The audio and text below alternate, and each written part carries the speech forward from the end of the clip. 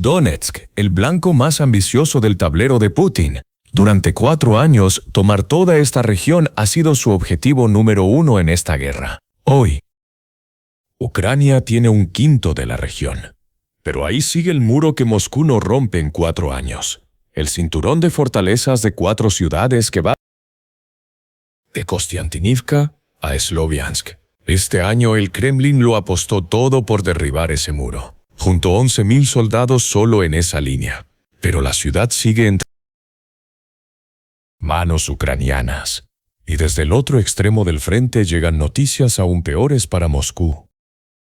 En la frontera de Dnipropetrovsk con Donetsk, esta vez ataca a Ucrania. El cuerpo aerotransportado avanza hacia Komar, la puerta oeste de Donetsk, y bajo esa presión, las tropas rusas retroceden. Y que las unidades rusas abandonan posiciones lo confiesan los propios mapas de los canales militares rusos. Este video veremos la línea oeste, donde Ucrania avanza en silencio, y el asedio al cinturón de fortalezas. Primero vamos al rincón del frente más inquieta a Moscú, la frontera de Dnipropetrovsk-Donetsk. Desde febrero se libra aquí una operación que ha marcado esta fase de la guerra. La fuerza que dirige el 7º Cuerpo Aerotransportado lanzó una ofensiva al sur desde el río Vovcha. En este eje que Ucrania llama Frente de Oleksandrivka, los avances que Rusia usó el verano pasado para su propaganda de hemos entrado en Dnipropetrovsk. Y el balance es claro, según el ISW, más de 400 kilómetros cuadrados de territorio se recuperaron desde fines de enero. Según el Estado Mayor, casi todo Dnipropetrovsk está despejado. ¿Dónde está hoy la línea? Hoy, los hallazgos del analista francés Clément Molin, basados en imágenes satelitales y ataques aéreos e incluidos por el ISW, dan una imagen clara. Novopavlivka e Ivanivka están bajo control ucraniano. Las tropas tomaron Padugna. Los rusos solo resisten en el bosque cerca de Fia. Lo llamativo es que las fuerzas rusas de la región se retiraron tras el río Mokry Yali. Los testigos más contundentes son las propias fuentes rusas.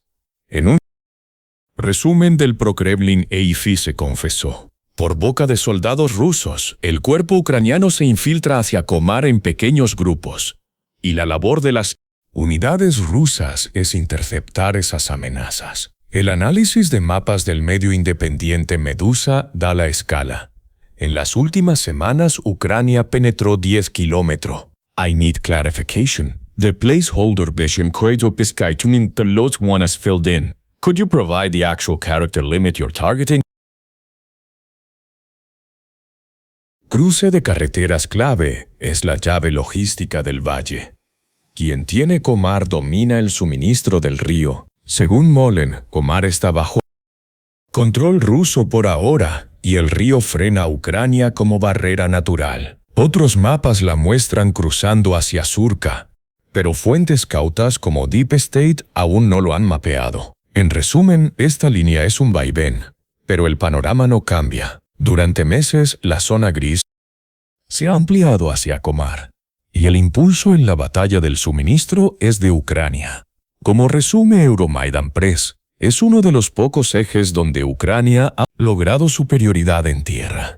¿Y qué pasa si el combate llega a las puertas de Komar próximamente? Según nuestra valoración, la ventaja será de Ucrania, porque la iniciativa y la ventaja logística hoy son de Ucrania. Las unidades rusas ceden posiciones según sus propios canales, y Moscú solo aguanta aquí con tropas de élite sacadas del cinturón de fortalezas. Luchar aquí acaba debilitando otro frente ruso. El único factor de equilibrio real es la geografía misma. El Mokry Yali es un foso natural para quien defiende Komar. Por eso no esperamos un colapso repentino, sino una presión que cerca poco a poco la aldea y hace a Rusia gastar recursos aquí. Para entender la ofensiva de Komar, hay que mirar un pueblo fronterizo al norte de la línea, Novopavlivka. Este pueblo a orillas del río Vovcha ha sido uno de los objetivos oficiales de la ofensiva rusa desde marzo de 2025. Moscú envió unidades pesadas, hasta una división de tanques, para forzar las puertas de Dnipropetrovsk. A fines de junio y en julio, el mando ruso jugó su última carta. Pequeños grupos de infiltración lograron aferrarse a ruinas y sótanos del pueblo. Según fuentes del frente, echarlos no fue fácil. Ucrania respondió igual. Envió sus propios escuadrones de infiltración y limpió el pueblo casa por casa. Hoy está documentado en registros independientes. Según Molen, el 4 de julio Novopavlivka estaba bajo control ucraniano. El ISW señaló el 11 de julio que Ucrania avanzó aquí. La conclusión común de los informes del 22 y 31 de julio muestra dónde culminó la ofensiva rusa. Las fuerzas rusas fuertes siguieron con ataques locales limitados, pero no avanzaron. Aquí hay también una lección sobre lo que significa de verdad el rojo en los mapas rusos. Los mapas de canales como Raibar pintan de control ruso la franja que va de Dnipro a Novopavlivka. Pero, según fuentes del frente, esta línea es sobre todo terreno abierto. La geografía de una zona gris dominada por drones donde cruzar sin bajas es imposible. Y no una línea de trincheras fijas. Y esta inflación de éxitos ya está verificada institucionalmente. El ISW el 22 de julio dijo claramente que el Ministerio de Defensa ruso buscaba efectos informativos con imágenes dudosas y avances inflados justo en esta dirección. En otras palabras, la lección de Novopavlivka es doble. Rusia, incapaz de aguantar en el campo, intenta aguantar en el mapa. Bajando del Vovcha hacia Guliáy-Pole, en Zaporilla, entramos en uno de los sectores más duros del frente. En palabras de los propios mandos ucranianos, es una de las zonas más complejas de toda la línea. Aquí el vector ruso sí funciona. El grupo Vostok lleva meses empujando al oeste de Guliáy-Pole, hacia Orikhiv y su objetivo final, la ciudad de Zaporilla. Hay constancia de ataques a las aldeas que rodean la ciudad, como Chervone, e intentos de infiltración en las afueras. La táctica es conocida. En vez de atacar de frente las grandes fortificaciones, las flanquean. Y las fuentes prorrusas más ambiciosas pasan de llamar a la ciudad una zona gris. Pero la amenaza es real y apunta a Orikhiv. Aún así, lo importante de este sector es la respuesta ucraniana. Con una contraofensiva confirmada por Sirsky a principios de febrero, Ucrania recuperó más de 100 kilómetros cuadrados de territorio, casi todo al norte de Guliáy-Pole, según la inteligencia británica. Avanzó en torno a Verbov y asaltó posiciones rusas en Berezove desde el este en marzo. En abril, el ISW reveló la importancia estratégica de esta presión. Los contraataques ucranianos en la línea Barbarivka-Oleksandrivka obligan al mando ruso a usar aquí sus reservas estratégicas. Y esas reservas salen de su prioridad número 1, el cinturón de fortalezas. El panorama actual sigue igual. Los informes del ISW de fines de julio repiten la misma frase. Las fuerzas rusas siguieron con ofensivas locales hacia Guliáy-Pole, pero no avanzaron por los contraataques ucranianos. Y la admisión más llamativa llegó otra vez del lado ruso. Según Poteyaka, el 31 de julio Ucrania empujaba desde el norte entre Verbov y Ternove hacia Uspanivka. En palabras del propio Poteyaka, perder ese nodo logístico clave complicaría mucho el avance ruso hacia Orikhiv. El veredicto general del ISW de principios de julio también vale aquí. Los mandos rusos lanzan una serie de afirmaciones exageradas que documentan su desconexión con la realidad. Este es el sur. Ofensivas rusas estancadas, reservas desviadas y aldeas recuperadas. Ahora damos vuelta a la moneda, al frente donde Rusia sí avanza. Pero corona ese avance con mentiras. La noche del 3 de julio, Putin salió ante las cámaras de uniforme militar. Gerasimov dijo que la ciudad estaba liberada del todo y al día siguiente circularon videos de banderas. Pero a esas horas los mapas de Deep State mostraban solo presencia rusa, no control. Los mandos ucranianos decían, mantenemos posiciones. El ICW dio su veredicto en un solo concepto, guerra cognitiva.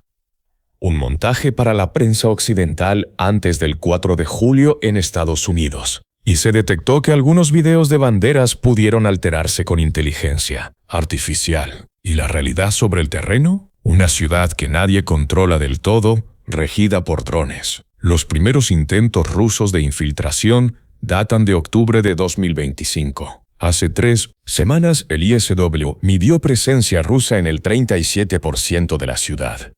Más infiltración que control. La cifra que dio Sirski en su visita del 20 de julio resume lo extraño de esta guerra urbana. En cualquier momento hay hasta 145 soldados rusos dentro. Mete nuevos grupos con hasta 20 ataques al día.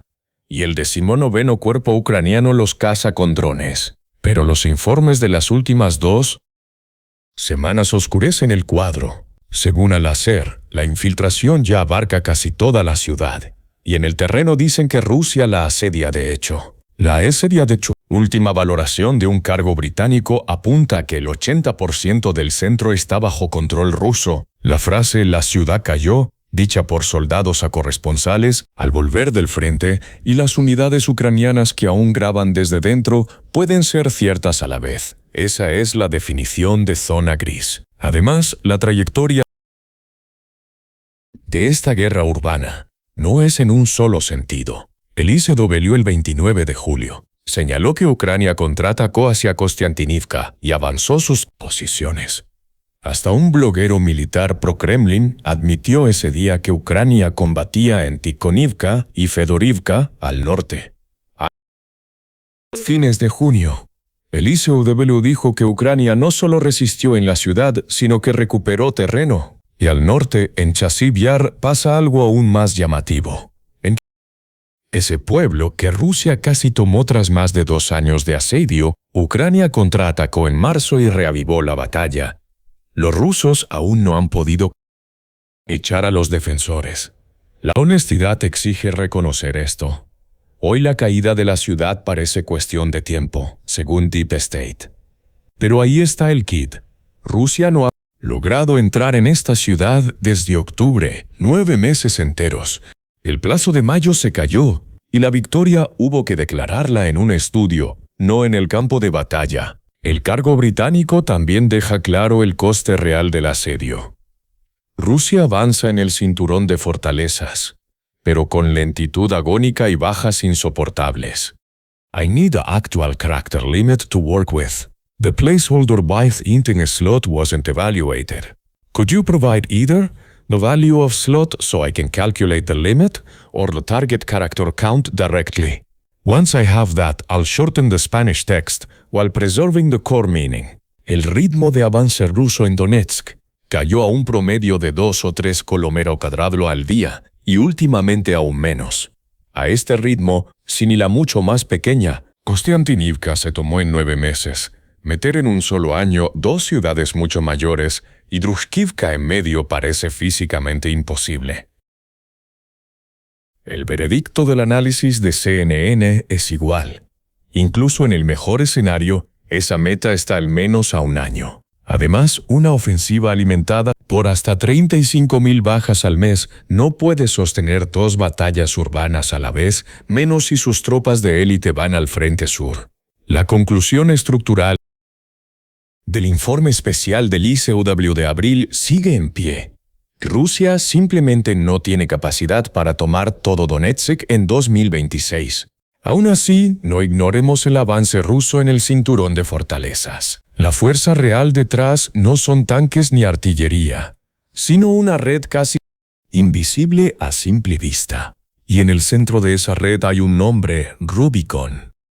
Desplegada cerca de Kostiantynivka en abril de 2025, esta unidad rusa de drones de élite cambió la lógica del frente. La doctrina de Rubicon no es asaltar la línea del frente. Como señalan analistas occidentales, es cazar de 10 a 40 kilómetros por detrás. Según desgloses de blogueros militares rusos, Más de la mitad de sus blancos son las capacidades de drones ucranianas. El veredicto del Kyiv Independent es claro. Rubicon es el gran culpable del grave deterioro de la logística ucraniana en esa línea. Y este es el mismo patrón que hundió Pokrovsk. En esta guerra las ciudades ya no caen por asaltos frontales, sino por asfixia de sus líneas de vida. SUAS técnico es una de las armas más insidiosas de la guerra. Los drones de fibra óptica, como la señal de estos FPV, que vuelan soltando cable, no va por el aire, interferirlos con guerra electrónica es casi imposible. Se probó primero en la defensa de Kursk y luego pasó al frente este. Y Rusia institucionalizó esta ventaja con una nueva estructura, la línea de drones, que ordena las unidades por profundidad del frente y no por brigadas. Quien quiera ver el efecto real de esta red, mire la carretera que baja de Kramatorsk a Kostiantynivka. Esa vía, que los corresponsales llaman Corredor de la Muerte, está cubierta de punta a punta por redes de drones, cables de fibra óptica. De ataques previos brillan en la hierba. El reabastecimiento aquí lo hacen ya casi todo. Robots terrestres. A los heridos se les evacúa a pie, porque sacar un vehículo normal a esta vía es un suicidio. El desgaste de drones causó una grave escasez de camiones y pickups en las unidades ucranianas. Los del frente, cubiertos de jaulas de acero soldado, parecen salidos de Mad Max. El resto del rompecabezas importa tanto como la red invisible. Como hoy señala el análisis de la Irish Times, este avance es sobre todo fruto de la ventaja constante de Moscú en soldados. Las decisiones del bando defensor también pesan. Cuando Rusia apretó en Dobropilla, Ucrania mandó allí a las unidades de élite del Azov, y Kostiantynivka, en sus palabras, quedó relegada en las prioridades. La respuesta ucraniana fue golpear a Rubicon en su origen, varias operaciones contra sus bases de drones, incluido un ataque a su cuartel, en febrero. Pero el analista finlandés Emil Castehelmi lo dice claro.